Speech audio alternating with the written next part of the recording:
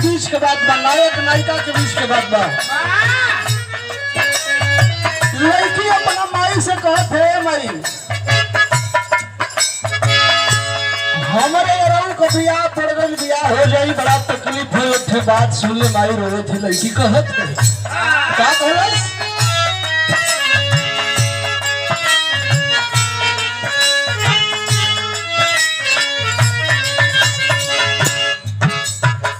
रोक ले रुकात नहीं थे,